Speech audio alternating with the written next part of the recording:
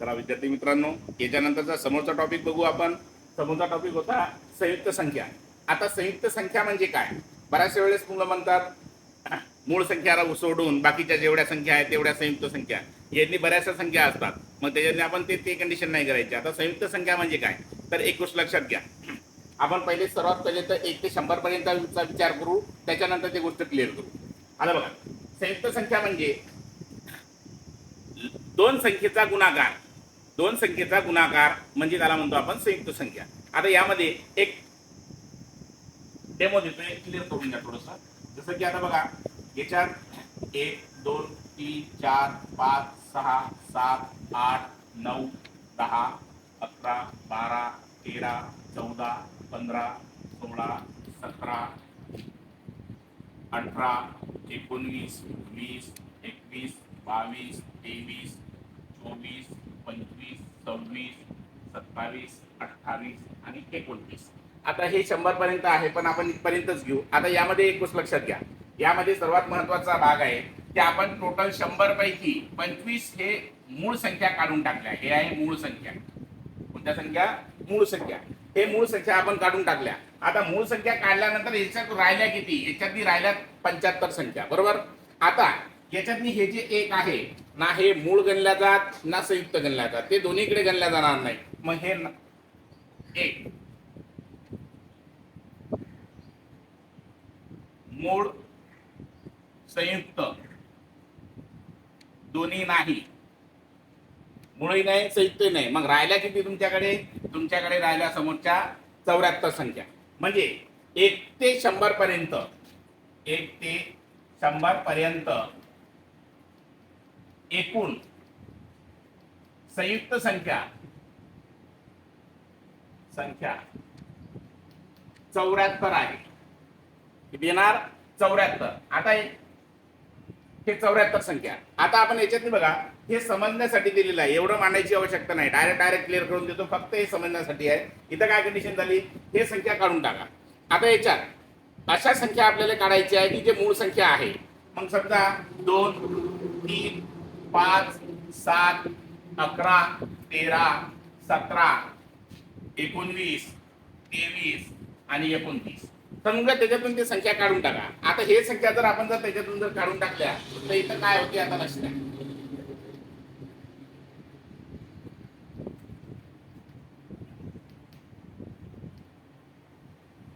हे जेवढ्या याच्यातनी मूळ संख्या होत्या ते सर्वच्या सर्व आपण मूळ संख्या काढून टाकल्या. आता मूळ संख्या काढल्यानंतर समोरच्या जेवढ्याही संख्या राहिल्या असेल तर हे सर्वच्या सर्व संख्या जे आहे ते आहे संयुक्त संख्या.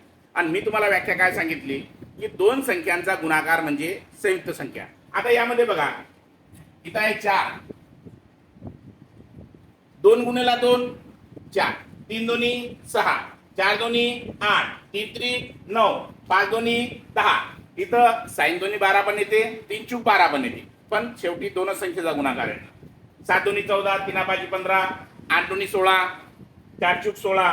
इकडे जर म्हणलं तर 9 दोन्ही 18, साइन त्रिक 18, पण शेवटी दोनच संख्येचा गुणाकार. 4 पंचे 20, 7 त्रिक 21, 11 दोन्ही 22, 8 त्रिक 24, 6 चूक 24, पण शेवटी दोनच संख्येचा गुणाकार. 5 5 25, 3 2 26, 9 त्रिक 27 आणि 14 दोन्ही 28, 7 चूक 28.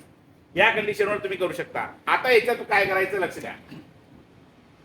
याच्यावर बऱ्याच पेपरमध्ये काही क्वेश्चन दिसतात. आता एवढी गोष्ट तुमची क्लिअर झाली की खालचा भाग जो आहे हा खालचा भाग तुम्हाला मोडून टाकतो. आता याच्यात काय कंडिशन होणार लक्ष द्या.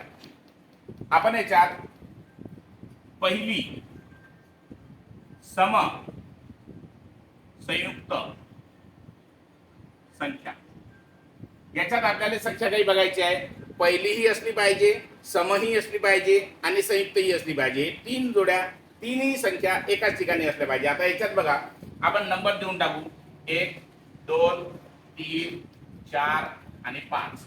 जसं की आता बघा, पहिली समसंयुक्त संख्या कोणती येणार याच्यात? 2 4. याच्यापेक्षा लहान समसंख्या नाहीये आणि संयुक्त संख्या हे नाही आहे. मग हे नाही म्हणून सर्वात पहिले येणार 4.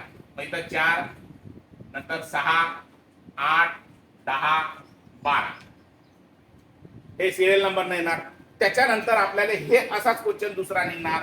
पहिली विषम संयुक्त संख्या. आता याच्यातनी आपण नंबर टाकू 1 2 3 4 आणि 5. तर आता बघा हे याच्यातनी पहिली आली, विषमही आली आणि संयुक्तही आली. हे आहे पहिलीवाली 9. पहिली कोणती आहे 9. दुसरी येणार 15. पहिली 9, दुसरी 15. 15 नंतर तिसरी 21, चौथी येणार 25 आणि पाचवी येणार 27. या कंडिशनवर तुम्ही सॉल्व्ह करू शकता. आता याच्यात काय आहे लक्ष द्या. हे वरच्या सर्व संख्या याचं काम फक्त समजण्यासाठी होत्या. आता तुम्ही याच्यातली फक्त ठळक ठळक गोष्टी लक्षात ठेवू शकता.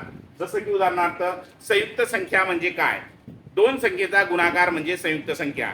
1 ते 100 पर्यंत एकूण संयुक्त संख्या किती, तर ते येणार 74.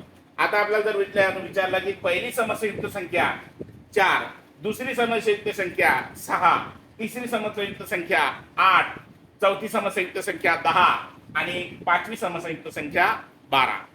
त्याच्यानंतर इकडं पहिली विषम संयुक्त संख्या 9, दुसरी विषम संयुक्त संख्या 15, तिसरी विषम संयुक्त संख्या 21, चौथी विषम संयुक्त संख्या 25 आणि पाचवी विषम संयुक्त संख्या 27.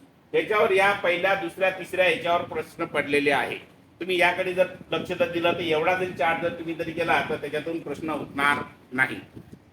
आता 1 ते 100 पर्यंत आपण मूळ संख्या पण बघितल्या आणि संयुक्त संख्या पण बघितल्या. आता यामध्ये एक गोष्ट लक्षात घ्या, याच टॉपिक मध्ये आपण दोन्ही गोष्टी क्लिअर करून घेऊ. जसं उदाहरणार्थ बघा 100च्या वर विचारलं तर काय, 100च्या वर जर विचारलं की हे संख्या संयुक्त आहे का मूळ आहे, तर मग काय करायचं. तर बघा हे सर्व मोडतो.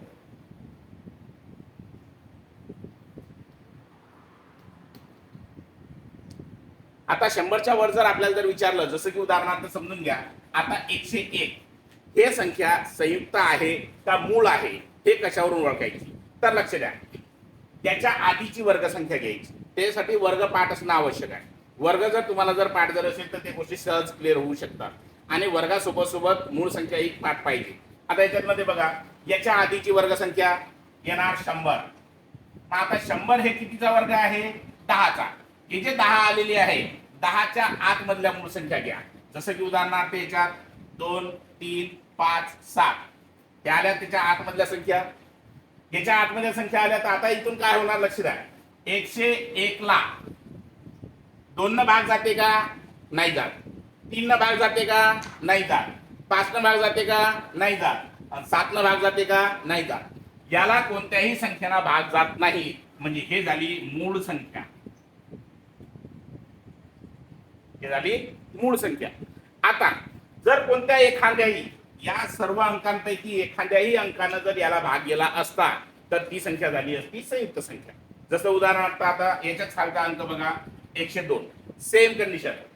याच्या 102च्या आधीची वर्गसंख्या 100. कितीचा वर्ग आहे 10चा. त्याच्या आधीची वर्गसंख्या मूळ संख्या कोणत्या 2 3 5 7. आता मला सांगा 2 न भाग जाते जाते, याला 2 न पूर्ण भाग जाते. पूर्ण भाग जाते म्हणजे ही संख्या सरळ सरळ काय झाली संयुक्त संख्या.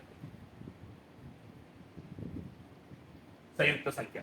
अशा कोणत्याही संख्या तुम्ही ओळखू शकता. उदाहरणार्थ आता बघा या चित्रावर आपण बघू 103.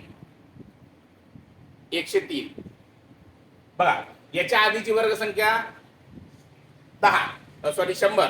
कितीचा वर्ग आहे 10चा. 10च्या आधीच्या मूळ संख्या येणार हेच. या संख्येपैकी कोणत्या संख्येनं भाग जाते आता लक्ष द्या. 2 न भाग जाते का नाही जात, 3 न भाग नाही जात, 5 न भाग नाही जात, 7 न भाग नाही जात. म्हणजे याचा अर्थ ही संख्या झाली मूळ संख्या. कोणत्याही संख्येनं भाग नाही गेला म्हणजे संख्या मूळ संख्या. आणि एखाद्या संख्येनंही जरी भाग गेला तर ती संख्या झाली संयुक्त संख्या. तुम्हाला या गोष्टीवरून कोणतेही प्रश्न तुम्ही सॉल्व्ह करू शकता. ओके. जर हे व्हिडिओ जर तुम्हाला जर चांगले जर वाटत असेल तर तुमच्या मित्रांपर्यंत तुमच्या मैत्रिणींपर्यंत हे शेअर करा आणि त्या चॅनलला सबस्क्राईब करा म्हणजे जेणेकरून इथून जेवढे व्हिडिओ टाकले जातील ते तुमच्यापर्यंत सहज पोहोचेल. आणि याच्यात मी कोणताही पैसे कमावण्याचा माध्यम नाही आहे. फक्त मुलांपर्यंत ही गोष्ट पोहोचली पाहिजे, फक्त तेवढीच कंडिशन आहे. ओके, धन्यवाद.